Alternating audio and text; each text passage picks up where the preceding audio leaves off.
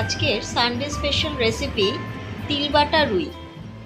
এর জন্য আমাদের প্রয়োজন রুই মাছ ৮ পিস।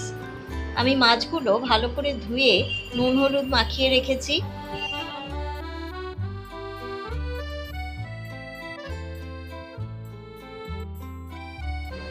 মাছগুলো ভেজে নেওয়ার জন্য কড়াইতে দিয়ে দিয়েছি খানিকটা সর্ষের তেল। তেলটা গরম হলে মাছগুলো ভেজে তুলে নেব। যেহেতু বানাচ্ছি তিলবাটা রুই, তাই আমাদের প্রয়োজন ১ চামচ রোস্টেড তিল, ৮-১০টা কাজু বাদাম আর অল্প একটু মৌরি ভিজিয়ে নিয়েছিলাম, আর সেটারই একটা পেস্ট তৈরি করে রেখেছি। একটা বড় সাইজের পেঁয়াজ ও কয়েক কোয়া রসুন বেটে নিচ্ছি। পেঁয়াজ রসুন বাটা রেডি হয়ে গেছে। কড়াইতে দিয়ে দিয়েছি ২ চামচ সর্ষের তেল, একটা তেজপাতা গোটা আর অল্প একটু কালো জিরে এবং অল্প একটু গরম মশলা। এগুলো একটু নাড়িয়ে নিচ্ছি।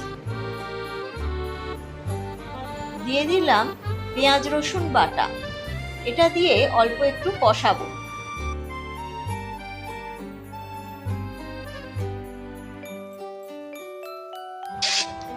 পেঁয়াজ রসুনটা অল্প একটু ভাজা ভাজা হয়ে গেলে দিয়ে দিচ্ছি ১.৫ টিস্পুন আদা বাটা।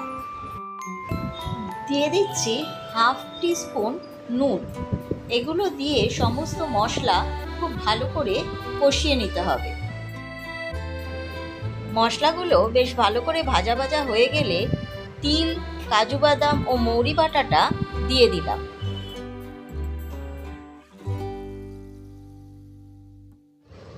তিল বাটার বাটিটা ধুয়ে অল্প একটু জল দিয়ে নিয়েছি।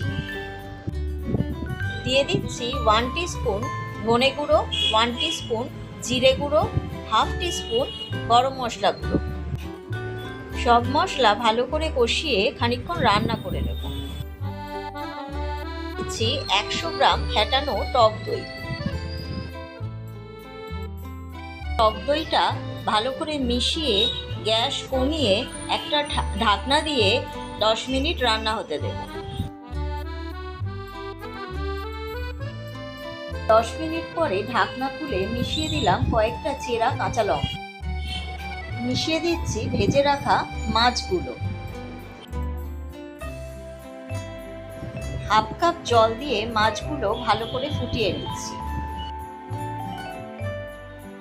গ্যাস বন্ধ করে রান্নাটা নামিয়ে এবার উপর থেকে ছড়িয়ে দিয়েছি 1 চামচ ঘি ও অল্প একটু গরম মশলা। ভাত, পোলাও বা ফ্রাইড রাইস সব কিছুর সাথেই রান্নাটা ভীষণ ভালো লাগবে।